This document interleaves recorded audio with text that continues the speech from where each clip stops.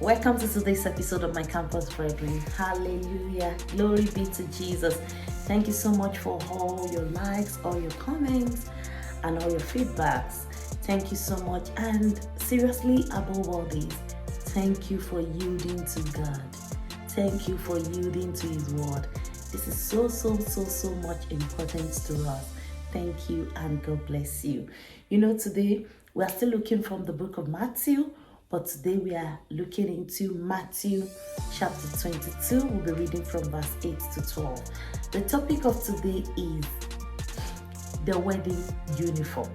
The wedding uniform.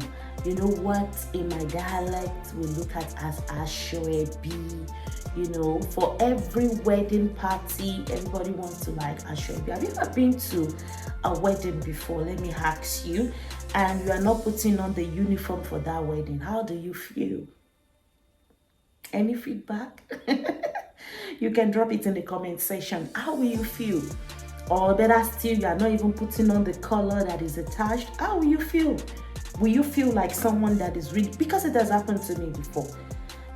No matter how expensive the other clothes you are putting on is, because you are not putting on the uniform, there is a way you will feel left out, right? So we are looking into the wedding uniform.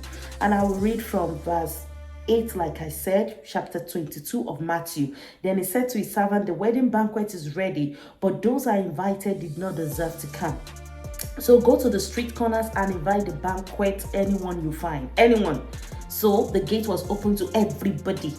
So the servant went out into the street and gathered all the people they could find, the bad as well as the good. And the wedding hall was filled with guests. The same way the wedding hall is filled with guests today. The same way the church is filled with so many believers. In fact, you will hear people that will say that, I know the Lord, I've given my life to Jesus. Beautiful, congratulations. The wedding hall is indeed filled. But when the king came to see the guests, he noticed a man there who was not wearing wedding clothes. He asked, how did you get in there without wedding clothes, friend? And that is what Jesus is asking us. It's enough that I have done what I have done. I have died for you. In fact, the chastisement of our peace was upon him. By his stripes we have been healed. He has given us a lot of exchange. Christ was made poor for us so that through his poverty we might become rich. He said, come, for all things are ready. He opened up this wedding and he was saying that we should come. The Bible said, as we just read, both the good and the bad, everybody, the door was open for everyone to come. He said, as much as I have done all this, as much as I have done this exchange for you, I exchanged death with life for you. In fact, the Bible even said that cost was the man that was hung on the tree. It was made cost for us so that we can be blessed. Look at a lot of exchanges, a lot of sacrifices. As much as I have done all this, I need your clothes to be changed. I need your garment to be changed. Because on that day, it's going to be by garments. Righteousness. It is going to be by garments. It's going to come for a church that is without spot or wrinkle. It is going to be by garments.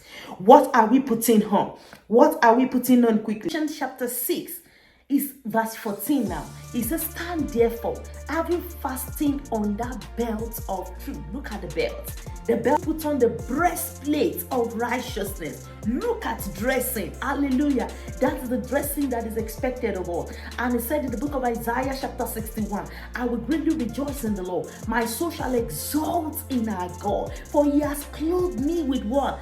Garments of salvation. Look at the kind of garments we have to put on. He has covered me with robe of righteousness. God is saying, enough of robe of gossips. Enough of robe of envy. Enough of all this robe of lies.